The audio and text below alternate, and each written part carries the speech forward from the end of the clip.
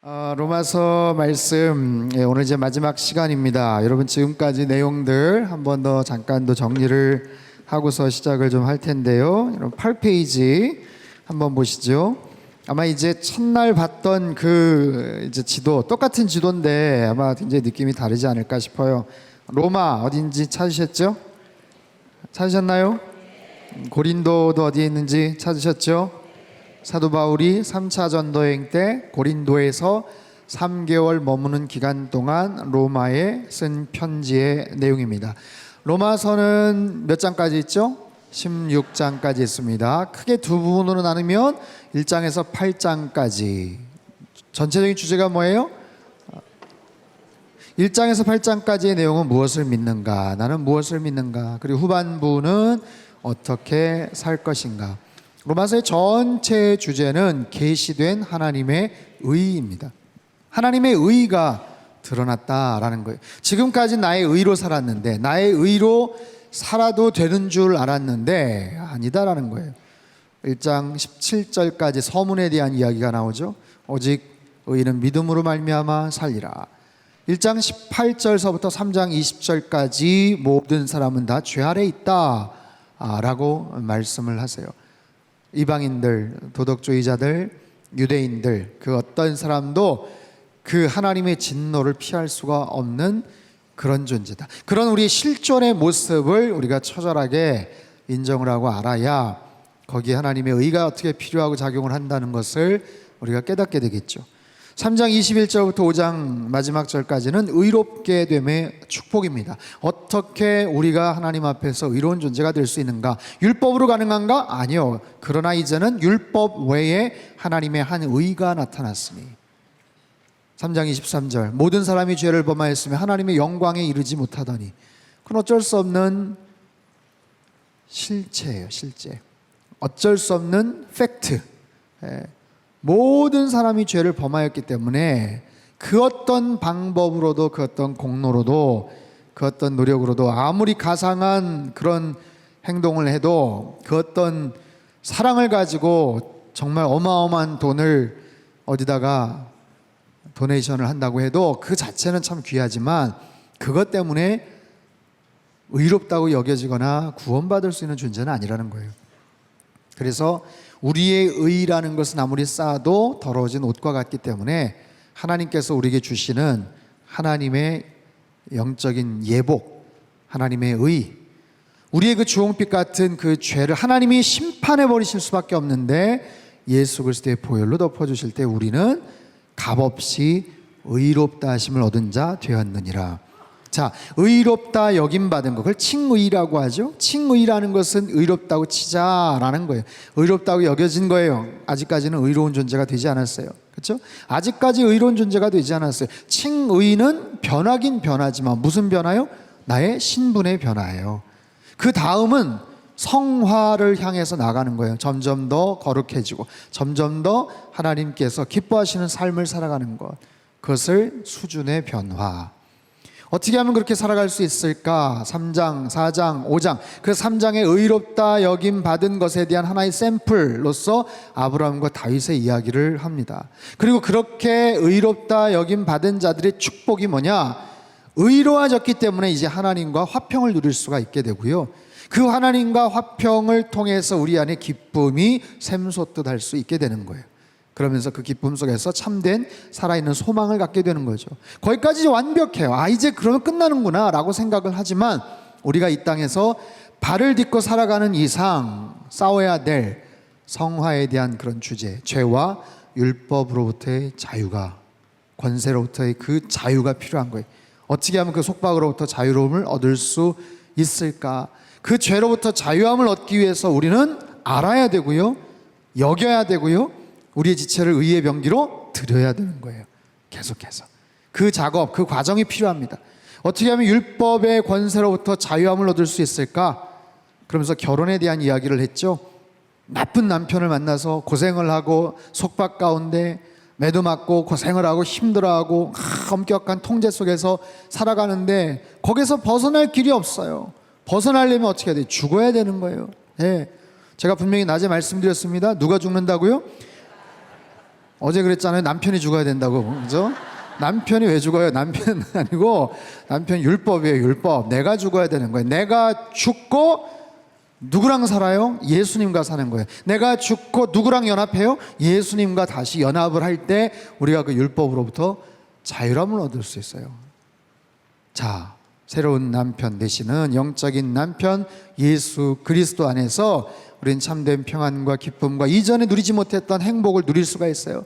과거에는 엄격한 규율과 통제와 폭력과 어떤 그런 것에 의해서 내가 억지로 마지못해서 할 수 없어서 했다면, 이제는 정말 새로운 관계 속에서 자발적으로 기꺼이 감사하는 마음으로 그렇게 하나님 앞에 나아가는 그런 우리의 변화된 모습, 그렇게 해서 우리가 성화가 완성될 줄 알았는데 7장 후반부에 사도 바울이 고민을 하죠. 선을 행하기 원하는 나에게 또 다른 내가 있어서 악의 모습으로 끌고 가는구나, 죄의 모습으로 끌고 가는구나. 그 죄의 결과는 언제나 사망으로 연결이 되거든요. 오호라, 나는 곤고한 사람이로다. 이 사망의 몸에서 누가 나를 건져내랴. 그렇게 탄식하고 고민을 하던 사도 바울이 깨닫습니다. 아, 칭의를 얻는 것도 내 의지, 내 노력에 의해서 되는 게 아니고 전적인 하나님의 은혜에 의해서 칭의가 되는 것처럼 성화의 완성도 그렇구나. 내가 어느 단계까지는 내가 노력하고 열심히 뭔가를 하겠지만 결국에 성화를 온전하게 이루어지는 것도 결국에는 하나님의 은혜로 말미암아 가능한 거구나. 그러면서 8장에 성령의 놀라운 은혜와 능력을 이야기하죠. 그러나 이제는 그리스도 예수 안에 있는 자에게는 결코 정죄함이 없나니 이는 그리스도 예수 안에 있는 생명의 성령의 법이 죄와 사망의 법에서 너를 뭐 했다고요? 해방하였습니다. 우리에게 놀라운 자유를 주셨다라는 거예요. 성령의, 생명의 성령의 그 법, 그 능력으로 우리에게 새로운 자유함을 주셨어요. 그래서 성령님 안에서 우리는 자유할 수 있고요, 성령님의 인도함을 받을 수 있고요, 성령님의 인치심을 받고 아바 아버지라고 부를 수 있고, 성령님의 인도하심을 받고 그 관계 속에서 환난이나 기근이나 적신이나 칼이나 권세자들이나 높음이나 낮음이나 세상의 그 어떤 사망이나 그 어떤 것도 우리를 향하신 아버지 하나님의 사랑에서 절대로 끊을 수 없느니라. 아멘. 절대로 끊을 수가 없어요. 한 번 얻은 구원은 절대로 취소되지 않아요. 우리가 연약하고 우리가 부족하고 옛날의 죄된 모습으로 다시 돌아가는 한이 있어도 하나님께서는 포기하지 않으시더라고요. 그러면 아무렇게나 막 살아도 되겠네? 뭐 막 살아도 됩니다. 그렇게 사십시오. 근데 하나님은 슬퍼하시죠. 하나님께서 우리를 향하신 그 사랑을 절대로 끊을 수가 없어요. 우리가 율법이란 남편이 아니라 예수 그리스도란 새로운 정말 좋은 남편 안에서 자발적으로 기꺼이 은혜와 기쁨과 사랑과 감사함으로 뭔가를 해나갈 때 그 주님과의 돈독한 관계가 정말 얼마나 아름답고 귀한지 모르는 거예요. 그러자 사도 바울이 관심이 생겼죠. 궁금해졌죠. 이 좋은 하나님, 이 좋은 복음의 능력과 이 구원의 역사와 성령님의 그 은혜를 그렇다면 우리 유대 교도들은 어떻게 할 것이냐. 지금 모르고 있는데, 하나님 앞에 지금 저렇게 맞서고 까불고 있는데 우리 민족은 도대체 어떻게 될 것이냐. 그게 오늘 오전의 내용이었습니다. 9장, 10장, 11장은 이스라엘 민족에 대한 사도 바울의 깊은 고민과 아픔이 담겨져 있어요. 큰 근심, 정말 그치지 않는 그 고통. 우리 민족이 예수 그리스도를 알아서 주님 안에 정말 복음의 은혜와 능력을 알 수가 있다면 내가 차라리 그 사랑에서 끊어질지라도 나는 그쪽을 택하겠다, 이런 이야기를 하잖아요. 그러면서 사도 바울이 그 유대인들에 대한, 유대 민족에 대한 관심과 고민을 갖게 되었어요. 그게 9장과 10장과 11장의 이야기입니다. 9장은요 이스라엘의 과거의 모습, 10장은요 이스라엘의 현재의 모습, 11장은 이스라엘의 미래의 모습이에요.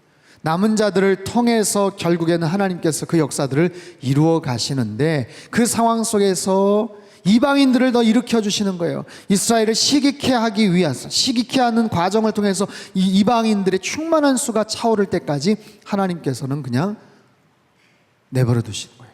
그러면 절대로 구원받을 수 없고 그냥 거기서 끝인가? 그렇지 않다라고 11장에 들어가서 얘기를 하죠.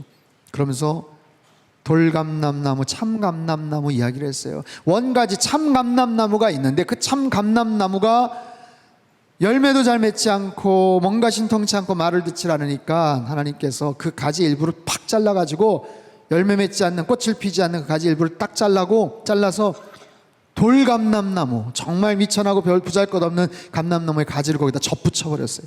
접붙여서 거기서 풍성한 열매와 꽃이 피는 거예요. 그런 상황 속에서 접붙임 바 된 그 돌감람나무 가지는 그것 때문에 너희들이 자랑할 거 없다, 너희들이 교만하면 안 된다. 원 감람나무, 참감람나무도 하나님이 그렇게 잘라버리시는데 너희 잘라버리는 거 일도 아니다 이 사람아. 그렇게 얘기하시죠. 근데 언제까지 계속해서 그러시는가? 아니요, 풍성한 이방인의 수가 다시 차오를 때까지 하나님께서 그 과정을 내버려 두시다가 나중에는 다시 유대인들을 구원케 하신다라는 게 사도 바울의 9장, 10장, 11장 내용의 결론이에요. 그 상황 속에 사도 바울이 벅차오르는 가슴을 진정시키며 깊도다 하나님의 지혜와 지식의 풍성함이요, 그 하나님의 그 오묘하신 그 길과 그 놀라우신 그 섭리들을 하나님을 찬양하죠. 그것이 11장 마지막 부분에 대한 내용입니다. 9장, 10장, 11장은 그렇게 정리를 할 수 있어요. 그리고 12장에 대한 내용, 그러면 변화된 성도가 어떻게 살아갈 수 있는가? 변화된 성도의 삶, 어디에서요? 세상에서. 어디에서요? 교회에서. 세상과 교회에서 어떤 모습으로 살아갈 것인가, 거기에 대한 내용이 12장 1절부터 15장 13절까지 나왔습니다. 자, 오늘 마지막 내용을 우리가 같이 살펴보도록 하겠습니다. 자, 15장 13절의 내용인데요, 우리 14절서부터 한번. 바울의 자기 고백과 선교의 원칙은 무엇입니까? 사도 바울의 자기 고백, 15장 14절서부터 한번 볼게요. 14, 15, 16절까지 일단 한번 읽어보죠. 시작. 내 형제들아, 너희가 스스로 선함이 가득하고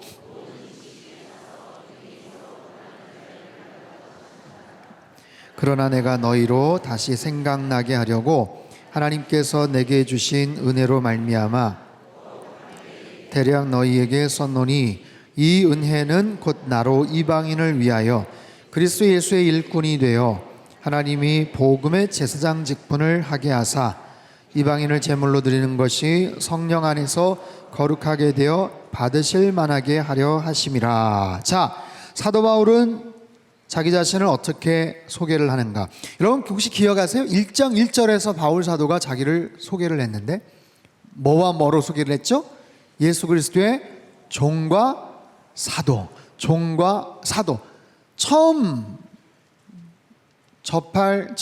알게 될 로마교회 성도들에게 나는 예수 그리스도의 종입니다, 나는 하나님의 귀한 사역을 맡은 사도입니다 라고 얘기하죠. 지난주 주일 설교에도 나는 복음의 빚진 자입니다 라고 이렇게 소개를 해요.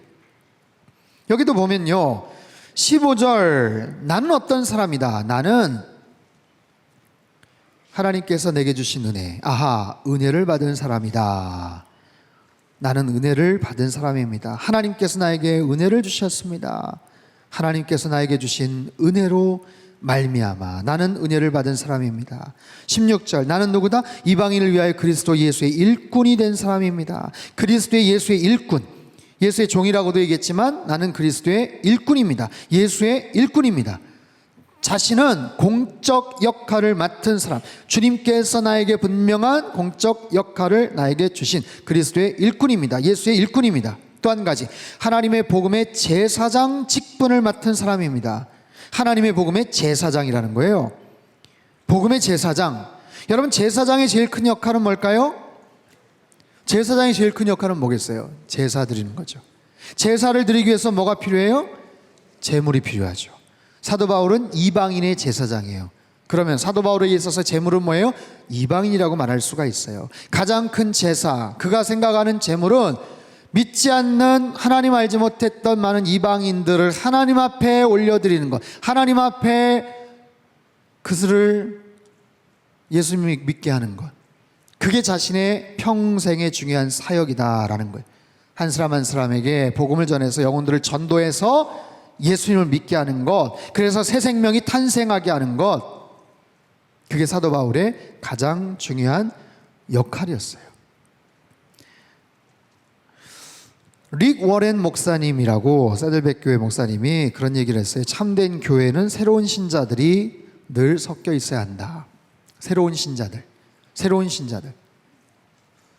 그 교회는 새로운 신자들이 늘 섞여 있어야 된다. 그리고 새로운 신자들이 거부감이 없이 와서 같이 모여서 예배를 드릴 수 있는 그런 교회여야 한다라는 거예요. 어떠세요, 여러분? 동의하세요? 그것이 건강한 교회라는 거예요. 근데 어떤 교회는요, 친한 사람들끼리만 모여서 예배드리는 경우가 있어요. 그 분위기에 익숙한 사람들만 편하게 예배드리는 그런 교회가 있어요. 그래서 그 분위기에 익숙하지 않고 낯선 그런 사람들이 오면 견디기가 좀 불편한 그런 교회가 있어요. 본인들이 불편해해요. 사람들도 불편해요. 여러분, 그런 교회라면 소망이 없습니다. 저는 그런 의미에서 우리 교회가 정말 낯선 사람들, 정말 평생의 교회 처음 와본 사람들, 2부 예배, 3부 예배 새로운 분들 제가 창조방에서 만날 때 꼭 물어보거든요. 혹시 그 전에 교회 다니셨습니까? 아니면 처음입니까? 처음이시래요. 오늘 처음입니까? 네, 오늘 처음이기도 하지만 그 전에 몇 주 나왔어요. 근데 정말 오늘 처음 오신 분들도 더러 계세요. 그럼 막 제가 신기한 거예요. 네. 평생의 교회를 처음 오신 분은 느낌이 어떨까? 평생의 교회라는 데를 처음 오셔가지고 예배라는 걸 처음 드리고 설교라는 걸 처음 들었는데 느낌이 어떨까?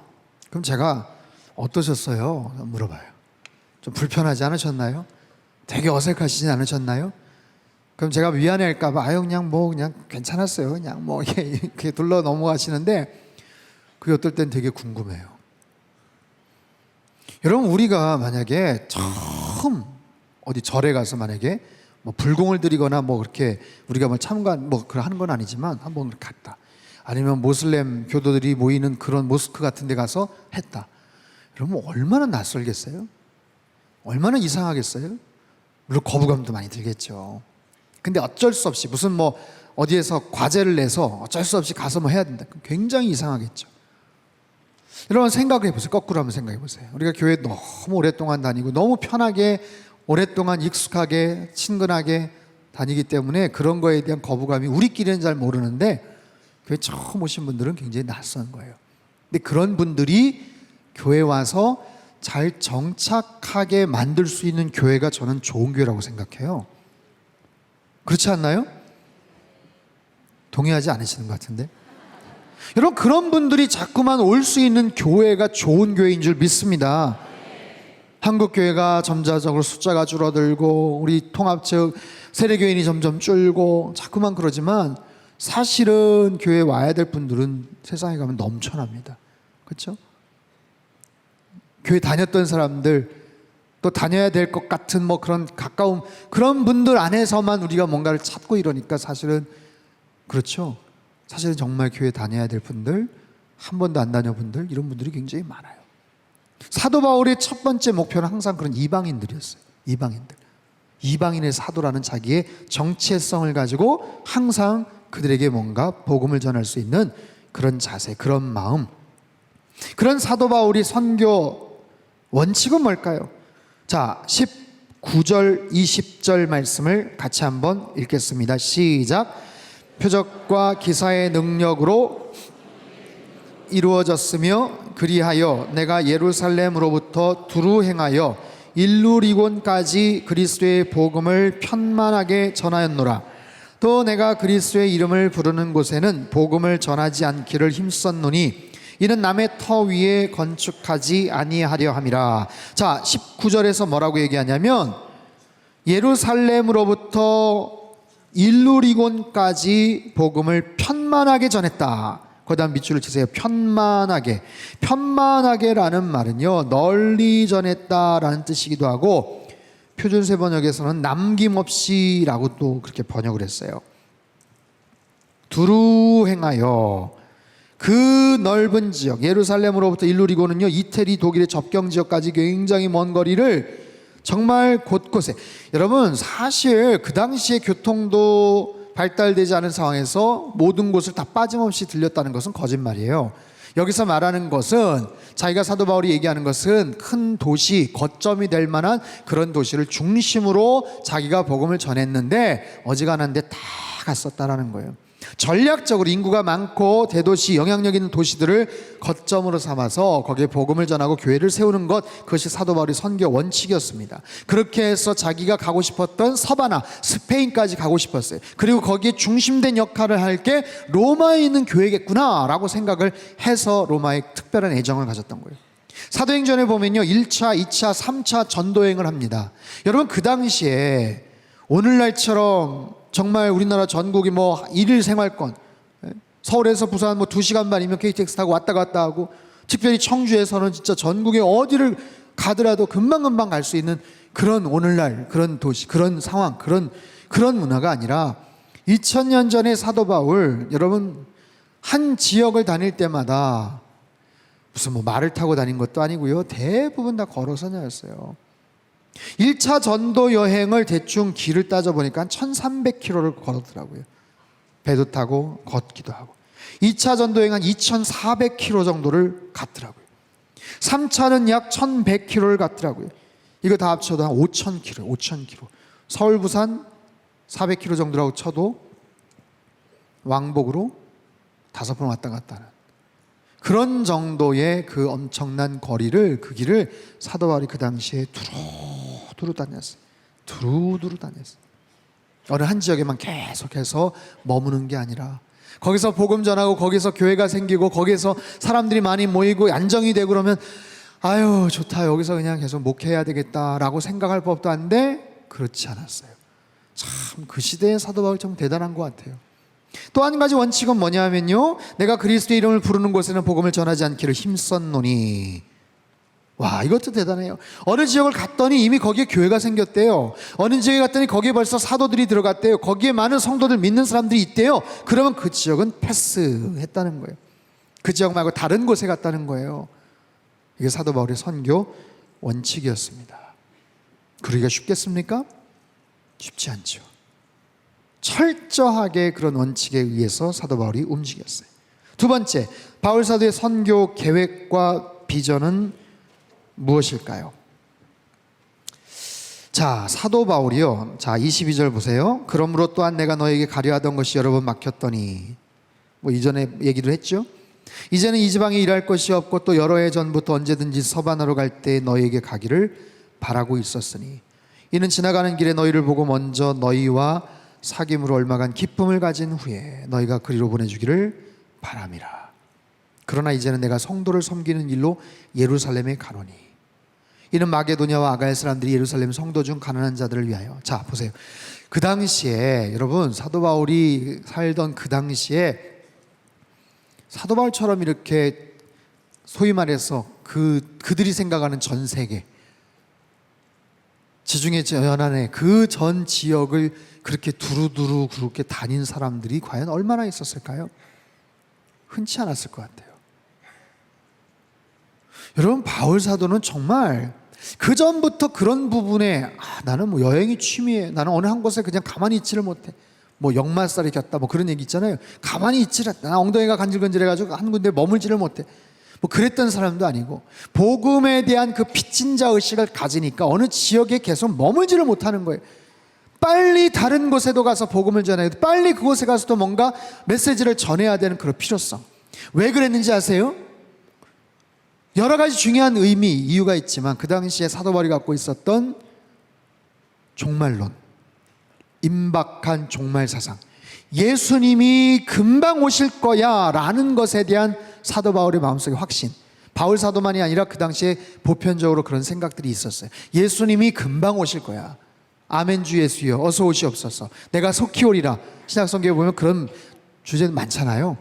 그런 생각들이 그 당시에 많이 깔려 있었어요. 그렇기 때문에 언제 어디에서 예수님이 금방 오실지도 모르는 상황에서 내가 여기서 시간 지체하면 안 되지.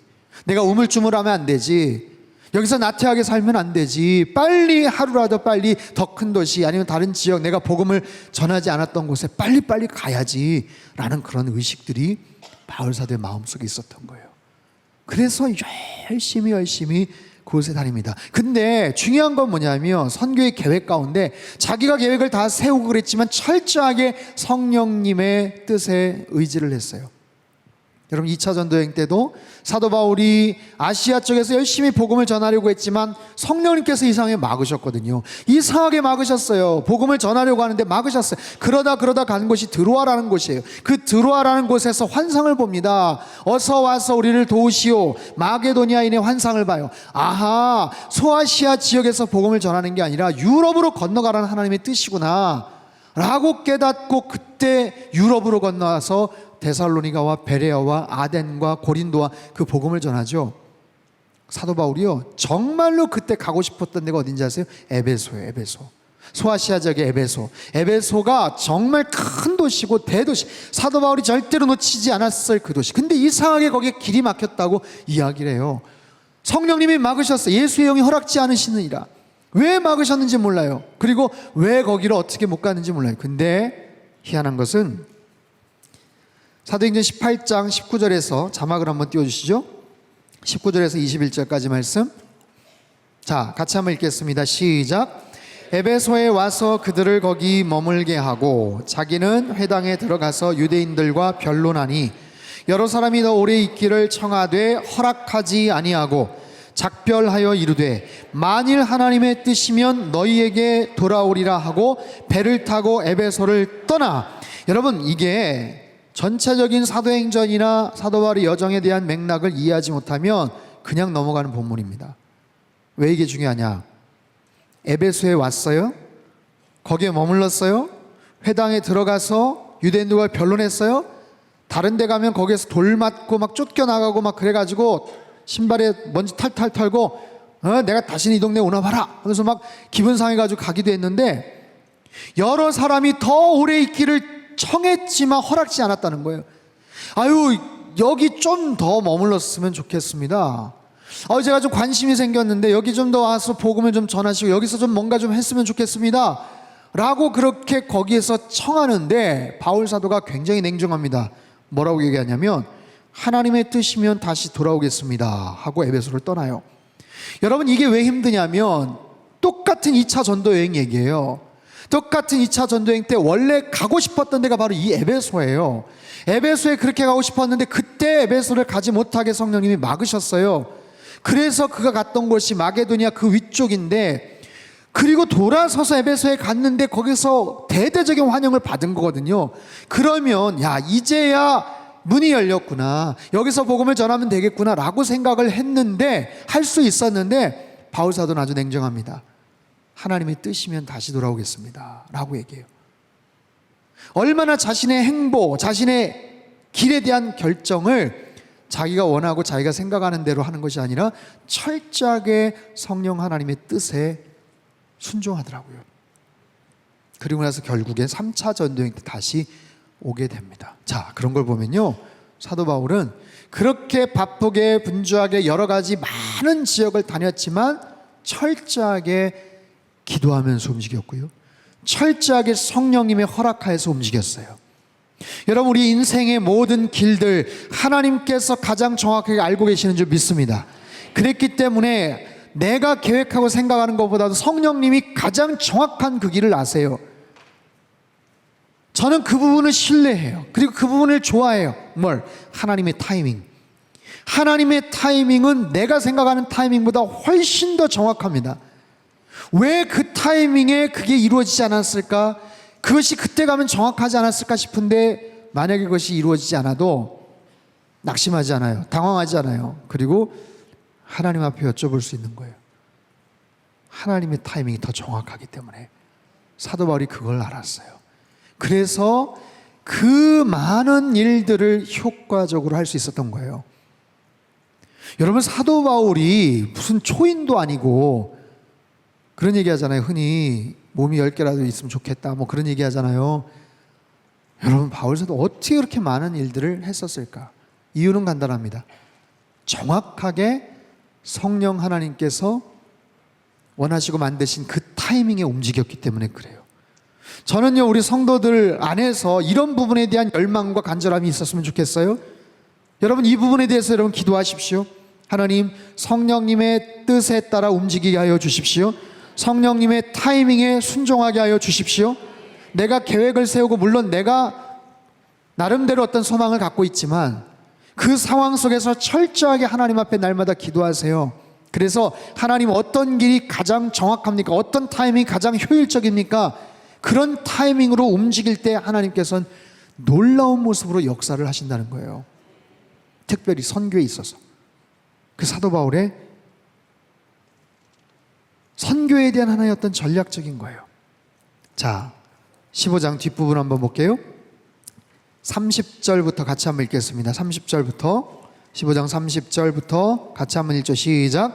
형제들아, 내가 우리 주 예수 그리스도와 성령의 사랑으로 말미암아 너희를 권하노니 너희 기도에 나와 힘을 같이하여 나를 위하여 하나님께 빌어 나로 유대에서 순종하지 아니하는 자들로부터 건짐을 받게 하고 또 예루살렘에 대하여 나로 하나님의 뜻을 따라 기쁨으로 너희에게 나아가 너희와 함께 편히 쉬게 하라. 평강의 하나님께서 너희 모든 사람과 함께 계실지어다. 아멘. 자, 사도 바울이 그들에게 기도하자고 합니다. 너희 기도에 나와 힘을 같이하여 나를 위하여 이렇게 빌어줬으면 좋겠다. 나를 위해서 이렇게 기도해줬으면 좋겠다. 뭘 위해서 기도해달라고요? 유대에서 순종하지 아니하는 자들, 순종하지 아니하는 자들이 건짐을 받게 기도해줬으면 좋겠다. 순종하지 아니하는 유대에서 많은 그런 동료 유대인들, 그들이 불순종하고 하나님 앞에 그렇게 대적을 하고 배격을 하는 그런 자들을 구원받을 수 있도록 나와 같이 기도에 손을 모아줬으면 좋겠다. 두 번째, 내가 섬기는 일을 성도들이 받을 만하게 하고 예루살렘에 대하여 내가 섬기는 일을 성도들이 받을 만하게 하고. 자, 여러분 옆에다가 받음직한 섬김이라고 한번 쓰세요. 받음직한 섬김. 자, 사도 바울이요 지금 로마에 갈 수가 없고 그 가기 전에 해야 될 게 있어요. 예루살렘에 가야 돼요. 왜 예루살렘에 가는가? 예루살렘에 많은 환란이 있었고 어려움이 있었습니다. 예루살렘에 기독교들에는 핍박이 있었어요. 교회가 굉장히 어려워졌어요. 그래서 그 교회가 재정적으로도 어려움이 생기니까 사도 바울이 복음을 전했던 데살로니가 교회, 베레아, 그리고 또 고린도, 그런 여러 가지 에베소 그 지역에 요청을 해서 특별 헌금을 좀 거뒀으면 좋겠다. 예루살렘에 가서 좀 우리가 가서 그들을 좀 도왔으면 좋겠다. 거기가 어떻게 보면 모교회인데 지금 굉장히 재정적으로 어려우니까 십시일반 우리가 조금씩이라도 도와서 그들에게 뭔가 전달을 했으면 좋겠다. 두 가지 이유가 있습니다. 그들이 궁핍하고 어렵기 때문이기도 하지만 지금 바울 사도가 헌금을 거뒀던 곳은 다 이방교회, 이방인교회.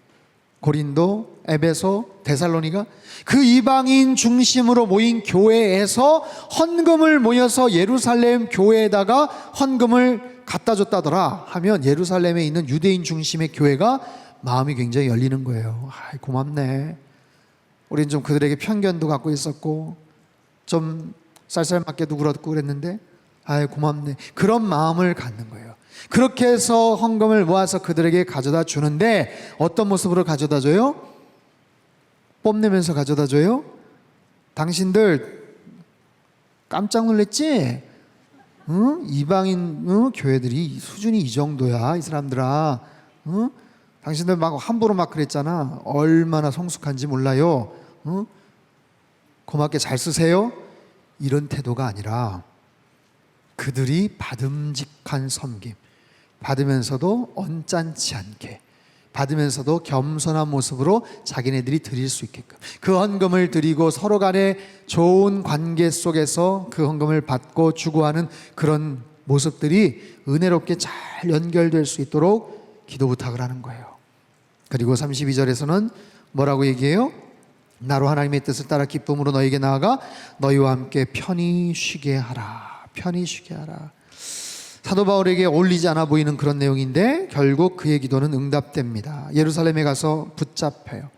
그리고 로마로 붙잡혀갑니다. 로마로 끌려갑니다. 276명 죄수들과 함께 아드라무떼도라는 배를 타고 끌려갑니다. 사도 바울을 호시탐탐 죽이려고 했던 사람이 있었어요. 바울 사도를 잡아서 죽이기 전에는 내가 물도 마시지 않겠다라고 서약을 한 사람이 40명이나 돼요. 40명.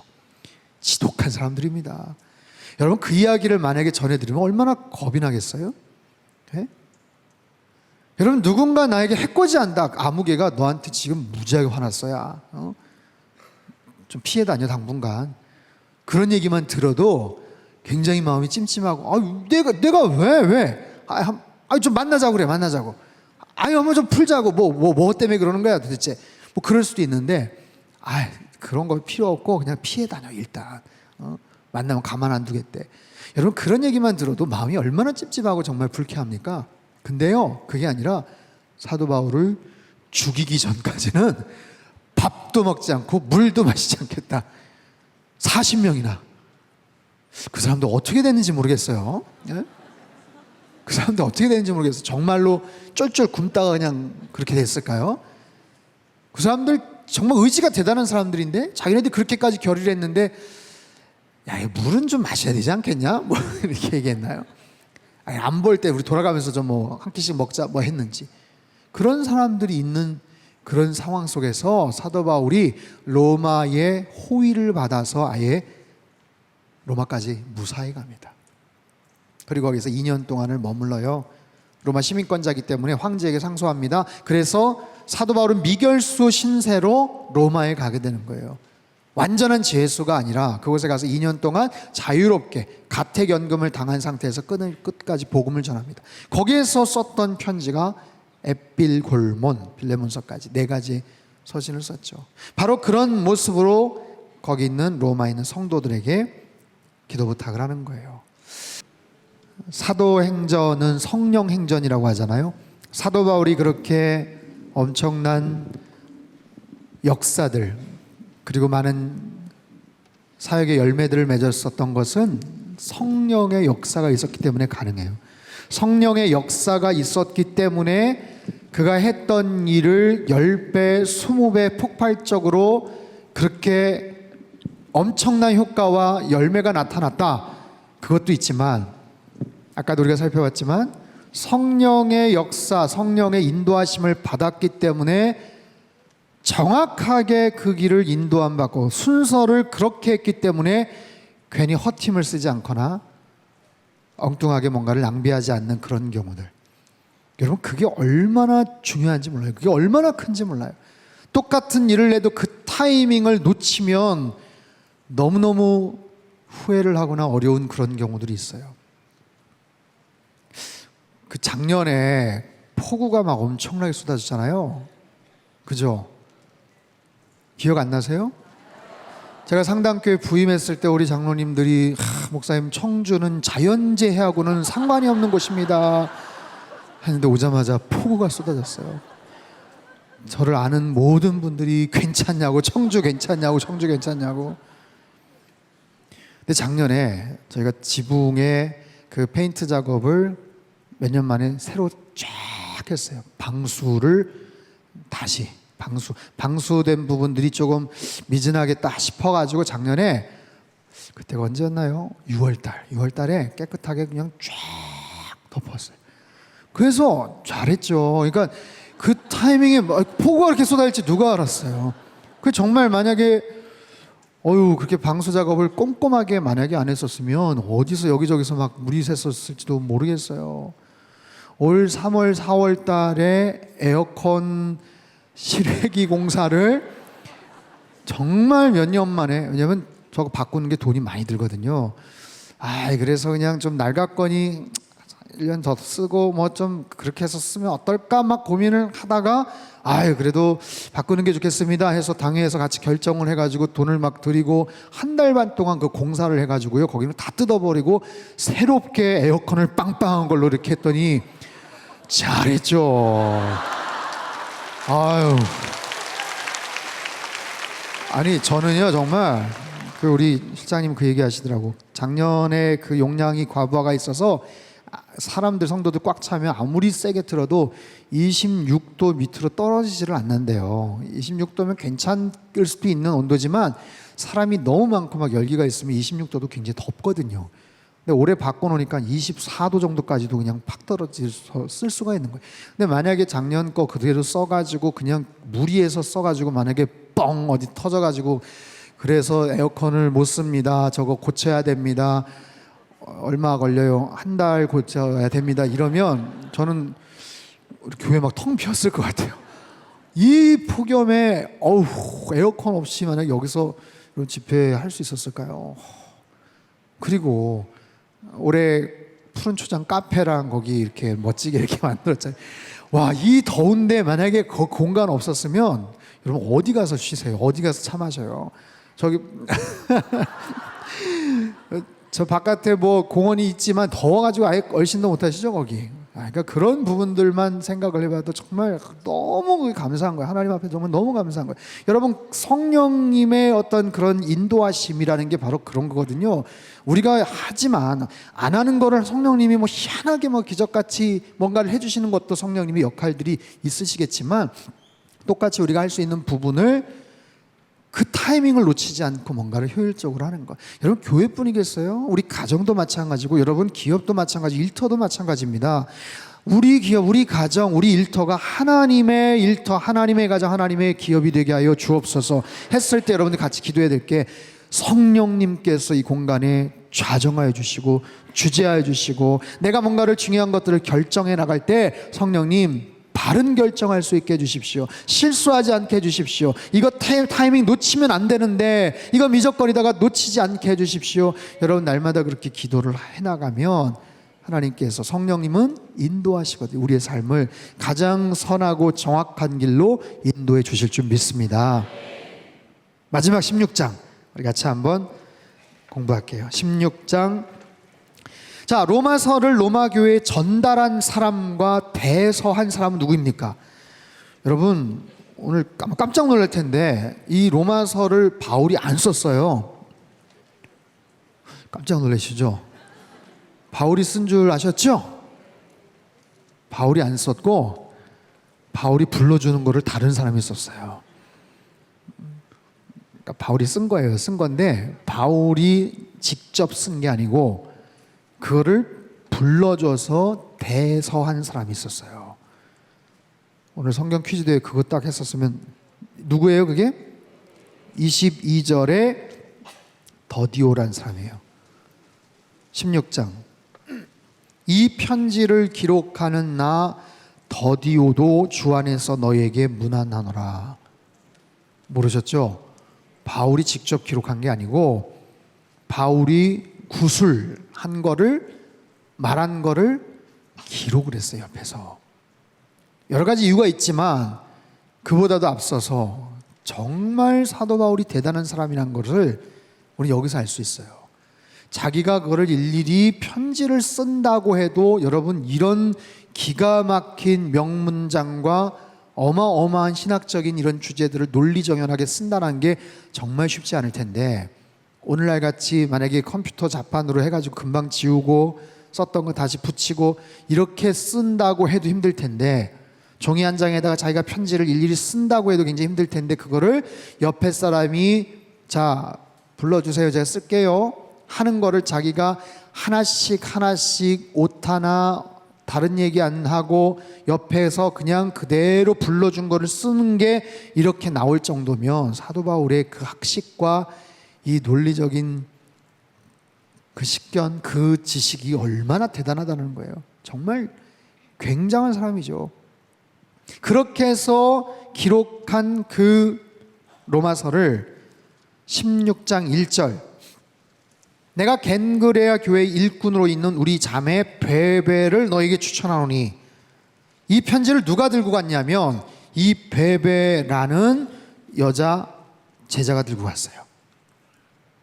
당시 고린도 지역에 소송 문제가 생겨서 그 소송의 복잡한 문제를 해결하기 위해서 로마까지 가서 그 문제를 해결해야 되는데, 로마에 가는 편에 이 베베라는 여제자가 이 편지를 들고 간 거예요. 여러분, 별것 아닌 것 같지만 그래도 이름을 기억해 둡시다. 누가 들고 갔다고요? 누가 썼다고요? 더디오라는 사람이 있었어요. 베베와 더디오.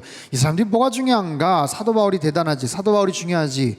여러분 왜 대단하지 않아요? 기껏 썼는데 잃어버리면 어떡할 거예요? 에? 베베가 갖고 가다가 철랑거리다가 잃어버리면 어떡할 거예요? 갖고 가다가 물에 빠뜨리면 어떡할 거예요? 아이고, 생각만 해도 끔찍하죠. 사도 바울이 그러면 왜 직접 쓰지를 않았는가? 여러 가지 이유가 있지만 아마 사도 바울이 시력이 좀 좋지 않아요. 시력이 급감 떨어져서 아마 힘들지 않았을까. 그리고 그 당시에 대필하는 어떤 그런 것들이 있었습니다. 그리고 이 사람도 생뚱맞게 나도 너에게 문안하노라 라고 얘기하는 걸 보면 이 사람도 같은 교회 공동체 크리스찬이 아닐까 싶어요.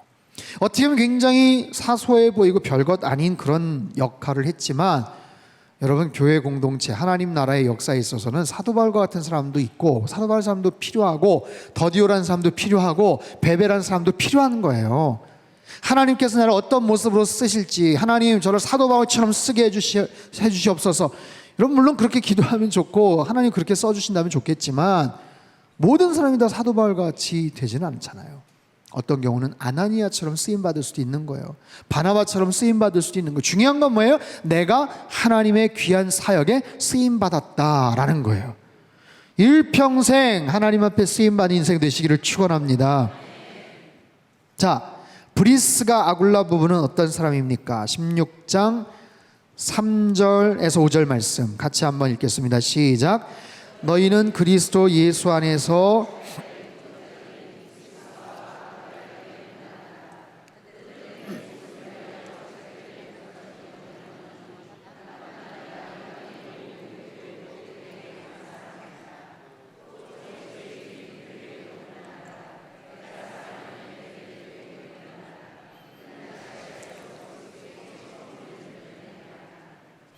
여러분, 마지막 사도 바울이 16장에서 인사를 합니다. 로마에 있는 성도들에게 문안 인사를 합니다. 로마에 있는 성도들 한 번도 가보지도 않았다는데 왜 이렇게 많은 사람을 알고 있어요? 여기 한 26명인가 이름이 나옵니다. 로마에 있는 성도들에게 문안하라, 로마에 있는 아무개에게 문안하라, 로마에 있는 누구에게 내가 문안한다 라고 인사를 해요. 여러분, 사도 바울이 로마에 가보지도 않았는데 로마에 아무개가 있는지 어떻게 알고 이렇게 했을까요? 여러분, 그건 제가 뒤에 설명을 따로 좀 드리겠지만 그렇게 많은 사람들을 소개하고 설명을 하고 인사를 건넬 때 제일 먼저 언급을 하는 사람이 브리스가 아굴라 부부입니다. 그만큼 중요한 사람이겠죠. 그만큼 사도 바울과 특별한 관계가 있는 그런 사람이겠죠. 자, 브리스가 아굴라 부부는 누구인가? 어떤 사람인가? 브리스가 아굴라 누가 남편이에요? 딱 보면 누가 남편이고 누가 와이프 같아요? 솔직히 잘 모르겠어요. 이게 딱히 여자 이름이라고 말하기에는. 근데 아굴라는 아닌 것 같잖아요? 아굴라라는 여자 이름 약간 좀 이상할 것 같은데. 브리스길라의 애칭입니다. 브리스길라의 애칭. 와이프의 이름이 먼저 소개가 됩니다. 이 사람들 사도행전 18장에 보면 나오는데 본도라는 곳에서 난 유대인입니다. 아마 브리스길라는 로마에 있었던 사람 같아요. 아굴라가 본도에서 난 유대인. 근데 이 아굴라가 로마에 가서 브리스길라를 만나서 결혼을 합니다. 브리스길라는 상당히 지체가 높은 귀족 가문의 여인이었던 것 같아요. 아굴라에 대해서는 그렇게 많이 소개를 하지 않습니다. 중요한 것은 브리스가의 이름이 항상 먼저 나와요. 와이프의 이름이 먼저 나와요. 두 부부의 이름이 짝으로 6번 나오는데 4번이 항상 와이프의 이름이 먼저 나와요. 그만큼 영향력이 더 있었던 것 같아요. 자, 이 부부는 누구냐? 나의 동역자들이다 라고 표현해요. 예수 안에서 나의 동역자들, 예수 안에서 나의 동역자들, 심지어 내 목숨을 위하여 자기들의 목까지도 내놓았던 사람. 와, 보통 관계가 아니에요. 보통 헌신된 사람이 아니에요. 이 부부가 복음을 위해서 목숨까지도 바칠 수 있는 그런 사람. 나뿐 아니라 이방인의 모든 교회도 그들에게 감사하느니라. 바울 사도에게만 특별한 관계였나? 바울 사도만 그렇게 고마워하나? 아니요. 이방인의 모든 교회. 이방인의 모든 교회라는 건 뭘까요? 자, 정확하게 사도 바울이 어디서 만나는가? 제가 주일 설교 때 한 말씀을 드렸죠. 브리스길라 아굴라 부부를 고린도라는 곳에서 만납니다. 고린도라는 곳에서 만나가지고 처음에 만났는데 세상에 로마에서 왔다는 거예요. 근데 로마에서 왔는데 교회를 다녔다는 거예요. 크리스찬이라는 거예요. 바울 사도가 딱 봐가지고 맨날 복음을 전하는데, 예수 믿으세요라고 복음을 전하는데, 저기 예수 믿어요 자기. 아니 어디에서 왔어요? 로마에서 왔어요. 클라우디오 황제 때 유대인들 폭동이 있어서 유대인들을 쫓아냈던 그런 AD 49년의 일. 그때 거기서 쫓겨나서 고린도에 와서 상업 장사를 하고 있었던 사람들인데 예수님을 알고 있다는 거예요. 로마에 교회가 있다는 거예요. 그래서 친해졌어요. 그래서 알게 됐어요. 그리고 1년 6개월 동안 브리스길라 아굴라 부부와 같이 힘을 합쳐서 고린도 교회를 시작을 했어요. 브리스길라 아굴라 부부가 아마 로마에서도 교회를 시작했을 때 중요한 역할을 했었을 거예요. 사도 바울이 2차 전도행 이후에 고린도를 떠납니다. 에베소로 갈 때 바울 사도를 따라서 이 부부가 갑니다. 에베소에 갑니다. 에베소에 가서 나중에 3차 전도행 때 또 만나겠지만, 거기서 사도 바울이 또 복음을 전하고 에베소에 교회를 시작할 때 아마 이 부부가 또 중요한 역할을 했을 거예요. 그랬기 때문에 지금 얘기하는 거예요. 이방인의 모든 교회도 그들에게 감사하느니라. 이방인의 모든 교회라면 고린도에 있는 교회, 에베소에 있는 교회, 그 부부에게 감사하다. 또 저의 집에 있는 교회도 문안하라. 여기 나오잖아요. 저의 집에 있는 교회. 로마에서 이 브리스길라 아굴라 부부의 가정에서 교회가 있었던 거예요. 그러면 로마 교회 실체가 그런 브리스길라 아굴라 부부의 그 가정 안에서만 있었던 교회냐? 꼭 그렇지만 않습니다. 아마 그런 식으로 자기의 가정을 오픈을 해서 시작된 가정교회가 몇몇 이렇게 모여졌을 거예요. 그렇게 해서 같이 연합된 그 로마 전체적인 교회라고 아마 하지 않았을까. 그 중에 일부가 브리스길라 아굴라 부부가 자기의 가정을 오픈해서 시작된 그런 교회였을 겁니다. 그렇게 헌신된 사람이에요. 어디를 가든지 부부가 헌신해서 자기의 가정을 오픈을 하고 교회를 시작할 수 있었던 그런 사람. 그리고 고린도 지역에서 사도 바울과 성경 공부를 1년 6개월을 하고 말씀을 얼마나 잘 배웠는지, 에베소에 갔었을 때 거기에 아볼로라는 사람, 학식이 대단한 사람, 알렉산드리아라는 그 학문의 도시, 거기에서 철학과 수사학과 웅변과 엄청난 공부를 많이 하고 온 사람이 주님 앞에 회심을 하고 내가 예수님 앞에 헌신해 살겠습니다 했던 사람인데, 그 아볼로라는 사람에게 브리스길라 아굴라 부부가 성경 공부를 가르쳐요. 대단한 거죠. 어떻게 해서? 바울에게 배워서. 바울에게 얼마나 열심히 공부를 잘 배웠는지 바울 사도가 나중에 예루살렘을 떠나고 나서 자기 부부가 아볼로에게 말씀을 가르칠 정도. 그 정도로 학식이 있고 그 정도로 훈련이 잘 된 그런 부부. 클라우디오 황제 때 쫓겨났다고 그랬죠? 그게 AD 49년이에요. 클라우디오 황제가 AD 54년인가 세상을 떠납니다. 그리고 나서 흩어졌던 유대인들이 다시 로마로 가는 거예요.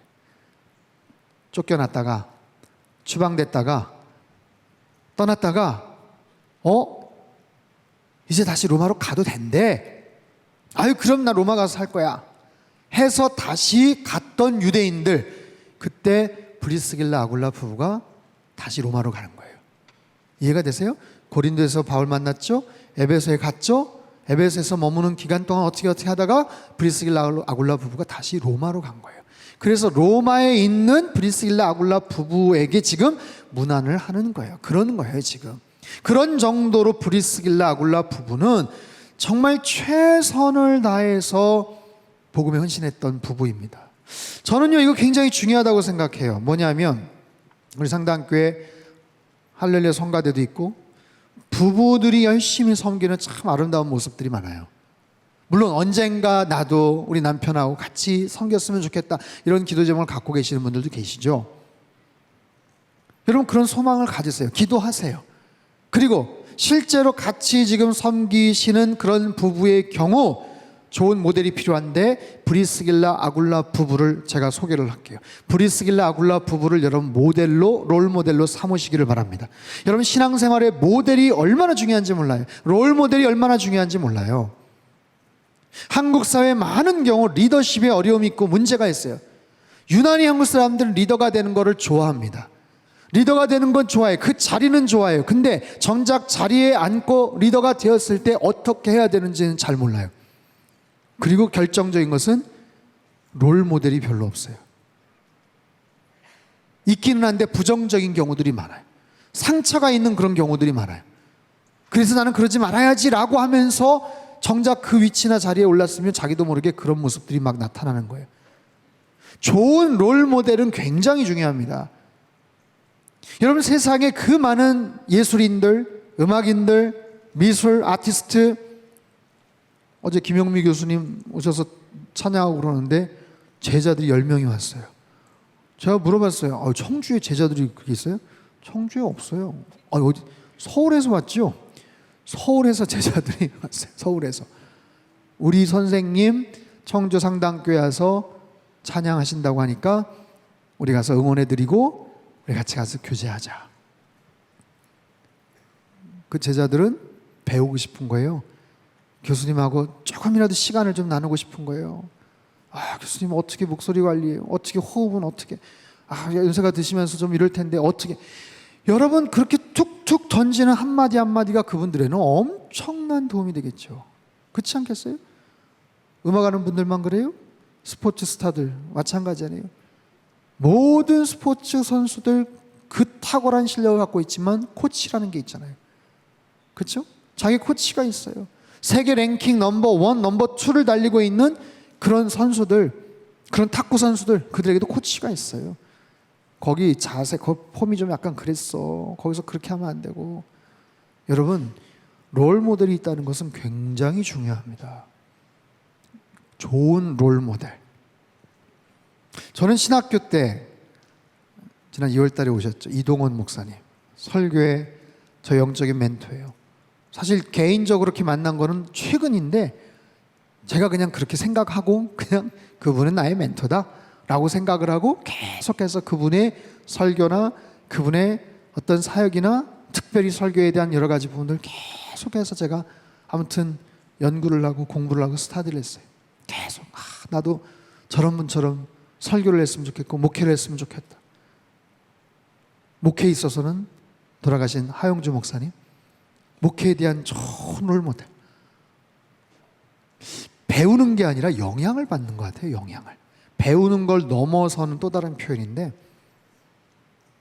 여러분, 누구에게나 그런 좋은 롤모델은 필요합니다. 부부가 같이 섬기시는 분들이라면 여러분, 브리스길라 아굴라 부부를 여러분의 롤모델로 삼으실 수 있기를 바라요. 그럴 때 굉장히 멋진 모습으로 그 사역에 아름다운 열매가 나타날 것 같아요. 브리스길라 아굴라 부부는 참 멋진 사람들입니다. 바울 사도에게 있어서 정말 고마운 그런 사람이고. 5번째, 로마 교회는 어떤 교회입니까? 자, 로마 교회는 어떤 교회일까요? 지금요, 바울 사도가 쭉 이제 인사를 하는데 로마 교회 성도 이름만 등장하는 것이 26명입니다. 26명. 그 중에 여성의 이름이 9명이나 돼요. 3분의 1. 여러분, 그 당시에 여성들의 인권이 굉장히 별로였거든요. 그런데도 불구하고 그 로마 교회는 여성들의 비율이 굉장히 높았습니다. 그런 부분에서 차별이나 어떤 그런 부분들이 많이 없었던 그런 교회예요.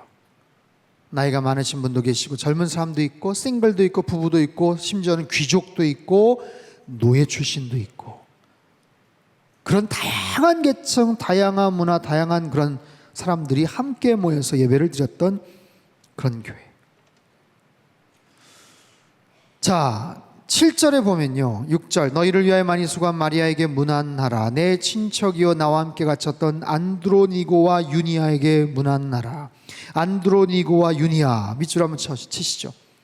이 사람들이 누구라고요? 내 친척이래요. 나와 함께 갇혔었대요. 사도 바울의 친척입니다.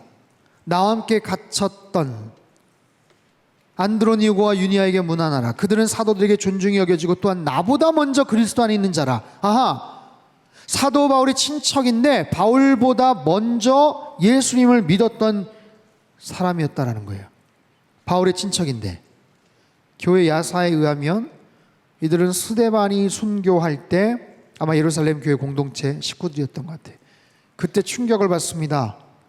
그리고 그 상황 속에서 열심히 예수를 믿되 자기 친척 가운데 자기 가문에서 제일 똑똑한 저 사울도 저렇게 변화되어서 예수님 믿게 해주세요 라고 기도를 하지 않았을까 싶어요. 오래전부터 바울을 위해서. 사도 바울의 친척이 여기 있었어요. 노예 신분도 있었습니다. 8절에 보면 암블리아, 9절에 보면 우르바노, 우리의 동역자인 우르바노, 14절에 보면 허메라는 그런 사람, 빌롤로고, 15절 율리아. 어떻게 하냐면 그 당시 흔한 노예들의 이름이었대요. 그래서 이 사람들 로마교회 성도들이지만 아마 노예 출신이지 않았을까. 반대로 귀족 출신도 있습니다. 아리스토블로 어디 있어요? 10절 그리스도 안에서 인정을 받은 아벨레에게 문안하라. 아리스토블로의 권속에게 문안하라. 아리스토블로는요 헤롯 대왕의 손자이자 글라우디오 황제의 친구였습니다. 대단한 위치에 있던 사람이에요. 나기스의 가족 중 주 안에 있는 자들에게 문안하라. 이 사람도 그렇고, 특별히 15절에 네레오라는 사람에다가 밑줄 치세요. 빌롤로고와 율리아와 또 네레오라는 사람은요 도미티아누스 황제 시절에 황제 아래에서 막강한 권력을 잡고 있던 비서실장 홀레비우스 클레멘스라는 그 사람의 가장 가까운 비서 역할을 했던 사람이에요. 근데 이거 뭐 쓸 필요도 없고 그냥 들으세요. AD 95년에 아주 큰 사건이 로마에 발칵 뒤집어집니다. 막강한 권력을 잡고 있던 사람 중에 한 사람이 크리스찬이 되었다는 사실이 밝혀져요. 특별히 도미티아누스 황제 아래에 있던 클레멘스 집정관이 크리스찬이었다는 사실이 발표가 되고 온 로마가 경악을 금치 못합니다. 이 클레멘스, 그 아버지 때서부터 아주 악랄하게 네로 황제의 시중을 들었던 사람. 네로 황제가 불을 질러놓고 크리스찬들이 그랬다 하고 막 확 뒤집어 씌워가지고 크리스찬들을 박해했던 그 일의 최종 책임자였어요. 바로 그 아들인 클레멘스가 크리스찬이 되었다는 거예요. 어떻게 해요? 그 클레멘스의 비서가 이 네레오였거든요. 이 네레오가 자기 섬기는 클레멘스에게 계속해서 복음의 영향력을 끼쳤던 사람이에요. 노예 출신도 있었고 귀족 출신도 있었고 사도 바울의 친척도 있었고, 아까도 얘기했죠? 여기에 나와 있는 사람들 중에 3분의 1이 여성이라는 거. 여러분, 그 당시에 여성들이 같이 교회 공동체 안에서 예배를 드렸다는 것은 참 쉬운 일은 아닙니다. 여러분, 유대인 남자들이 아침마다 드리는 기도 중에 이런 게 있었대요. 하나님 감사합니다. 제가 이방인으로 태어나지 않게 해주셔서 감사합니다. 하나님, 제가 노예로 태어나지 않게 해주셔서 감사합니다. 하나님, 제가 여자로 태어나지 않게 해주셔서 감사합니다. 유대인 남자들이 실제로 그렇다는 거예요. 그 당시에 숫자에도 넣질 않았었죠.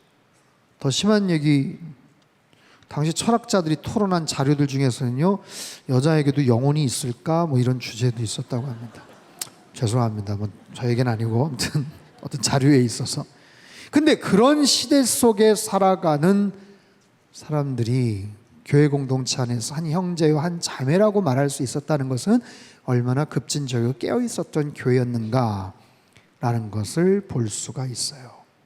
13절 한번 볼까요? 13절 주 안에서 택하심을 입은 루포와 그의 어머니에게 문안하라. 그의 어머니는 곧 내 어머니니라. 거기다 밑줄을 쳐보세요. 루포와 그의 어머니에게 문안하라. 그의 어머니는 곧 내 어머니라. 루포의 어머니는 곧 내 어머니라. 사도 바울을 아들처럼 생각하면서 그렇게 아꼈던 사람입니다. 여러분, 이 루포라는 사람 유명한 사람이에요.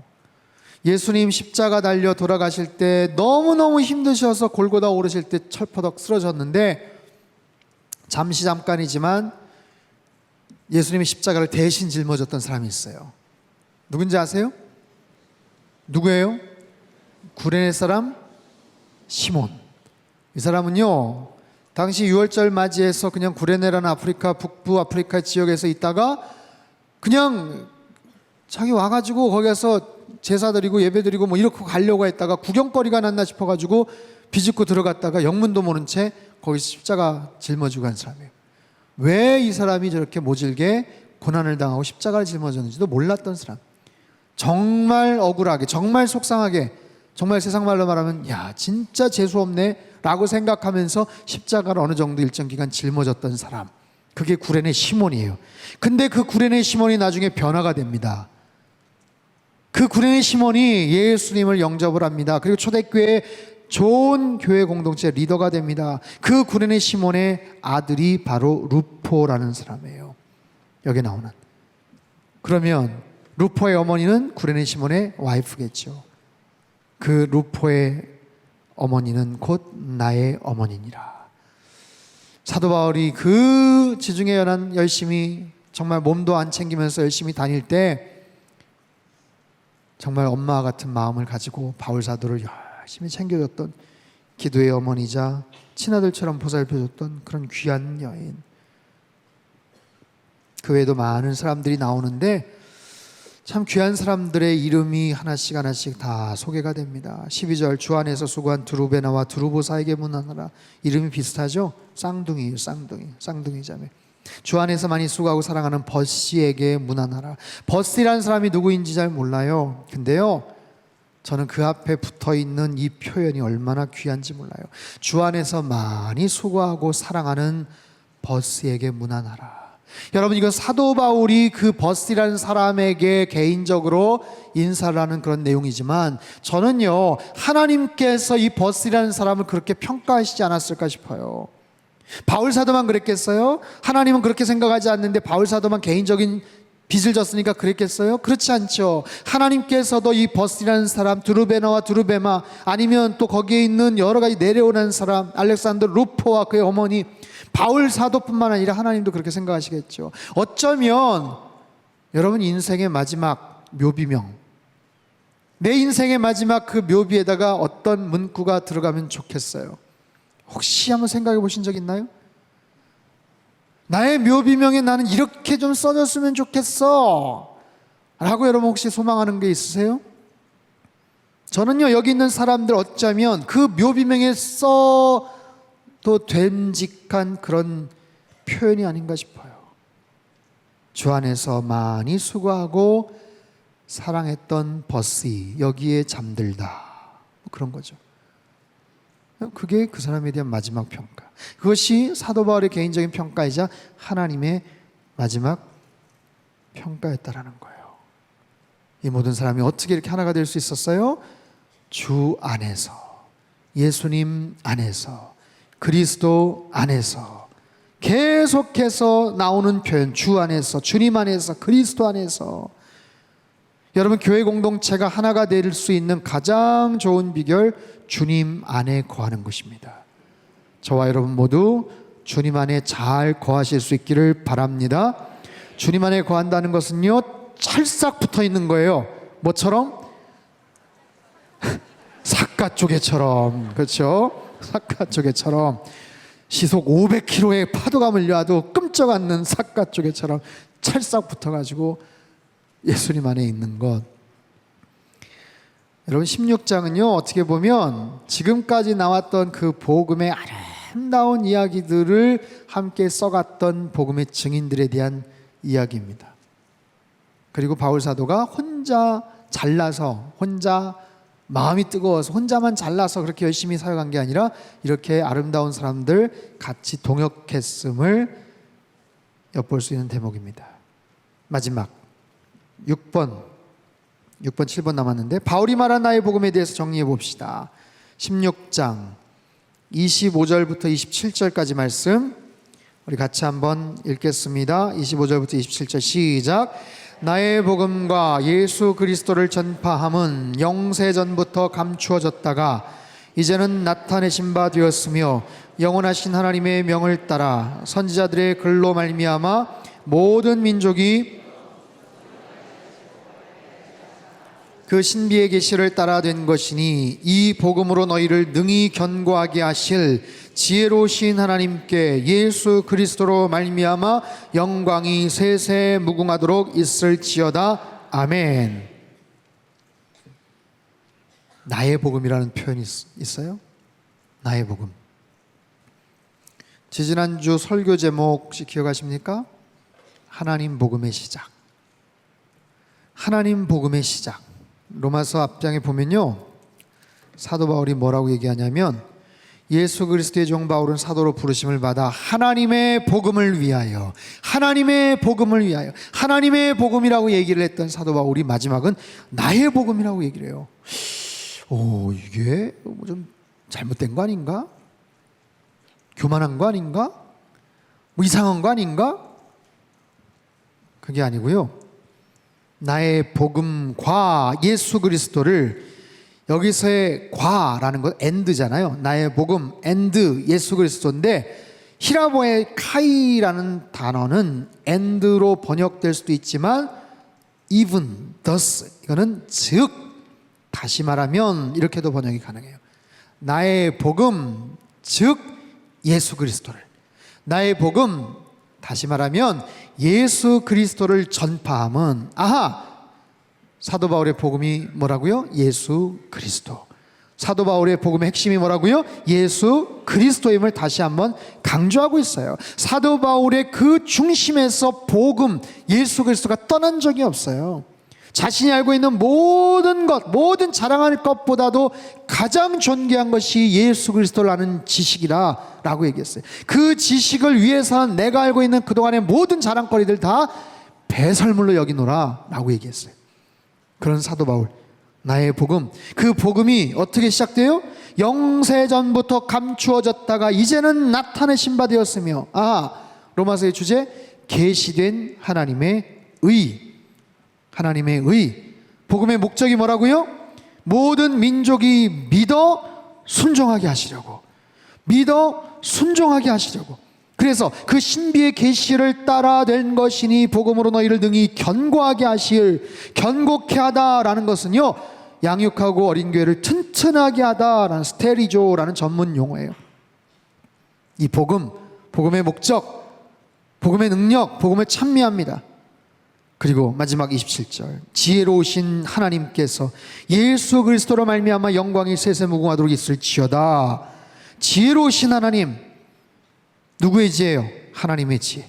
세상의 지혜가 아니라, 그들이 자랑하는 세상의 지혜가 아니라, 세상의 철학이 아니라 하나님의 지혜, 십자가의 지혜, 그 오묘한 신 지혜와 섭리, 깊도다 하나님의 지혜와 지식의 풍성함이요, 그 지혜로 말미암아 영광이 세세무궁하도록 있을지어다. 당시 로마의 인구는 100만이 넘었다고 합니다. 그 당시 가장 큰 도시였어요. 사도 바울은 그 로마에 결국 갑니다. 사도행전 28장 마지막 부분에 보면 그곳에 갑니다. 미결수의 신분으로 갑니다. 로마 황제의 판결을 기다리면서 2년 동안 자유롭게 거기서 복음을 전합니다. 사도행전 28장 마지막 부분은 그래서 열려 있어요. 담대히 하나님 나라의 복음을 전했다라는 거예요. 그리고 석방이 되고 나서 한 2년 3년 정도 사역을 하다가 다시 붙잡힙니다. 그리고 AD 한 64년경에 네로 황제 명령에 의해서 참수형을 당하고 말아요. 그 세상을 떠납니다. 사도 바울의 놀라운 그런 행적, 사도행전의 모습이 있지만 로마서의 그 기가 막힌 복음의 내용, 이 로마서가 없었으면 어떻게 할 뻔했어요. 그렇죠? 로마서가 없었으면 우리가 어떤 존재인지도 잘 모르고, 우리가 어떻게 해서 의롭게 된지도 모르고, 그 의롭게 되면 축복이 무엇인지도 잘 모르고, 어떻게 성화의 과정에 이르는지도 잘 모르고, 어떻게 성령의 능력과 역사가 있는지도 모르고, 하나님의 사랑에서 절대로 끊을 수 없다는 사실을 우리가 몰라서 불안해하고 염려하고 그럴 수도 있잖아요. 우리가 어떻게 변화된 크리스찬으로 살아야 될지. 자, 마지막 질문. 로마서 말씀을 통해 깨달은 나의 복음은 무엇입니까? 여러분이 답을 하셔야 될 내용이에요. 나의 복음은 뭡니까? 여러분의 복음은 뭡니까? 여러분의 개인적인 복음은 뭡니까? 제가 말씀드렸죠. 수험생에게 복음은 뭐예요? 좋은 학교 가는 것. 환자에게 있어서 복음은 뭐예요? 병 낫는 것. 복부인에게 복음은 뭐예요? 사람마다 다 달라요. 여러분에게 있어서 복음은 뭡니까? 앞으로 내가 살아가면서 내 인생에 요즘 말로 꽂혔다라고 그러잖아요. 요즘 거기 꽂혔어. 그래서 거기에 달려갈 수 있는 나의 인생의 최고의 복음은 뭐예요? 내 인생의 남은 시간 동안 가장 중요하게 생각할 그건 뭐예요? 버킷리스트라는 말 있죠? 죽기 전에 꼭 하고 싶은 것. 그래서 뭐 10가지, 50가지 꼭 가봐야 될 여행지, 꼭 먹어야 될 음식 뭐 막 얘기하지만 그러면 여러분 행복할까요? 만족이 채워질까요? 저는 그렇지 않아요. 궁극의 만족은요, 채워지지 않아야 행복한 거예요. 채워지고 나면 허무합니다. 정말 좋겠다 싶은 거는 그냥 오픈해 놓고 내버려 두는 게 좋아요. 그리고 설령 그 이루었다고 해도 또 아쉬운 게 있을 거예요. 내 인생에 있어서 복음은 뭘까? 제가 일전에요, 어떤 분이 하시는 국밥집에 갔어요. 탤런트로도 좀 유명했던 분이신데 국밥이 맛있었습니다. 근데 국밥 입구 계산대 그 뒤에다가 딱 써놨더라고요. 저는 국밥에 인생을 걸었습니다. 그 프로의식, 그 장인 정신, 굉장히 신뢰가 가고, 그리고 실제로 맛있었어요. 근데 그 문구가 계속해서 저한테 말을 걸어오더라고요. 너는 뭐에 인생을 걸었니? 너는 어떤 거에 인생을 걸었니? 신학생이 되고 목사 안수를 받고 목회를 하고 사역을 하고 이 귀한 복음의 말씀을 전하는 이 귀한 하나님께서 기회를 주신 것이 너무 감사한 거예요.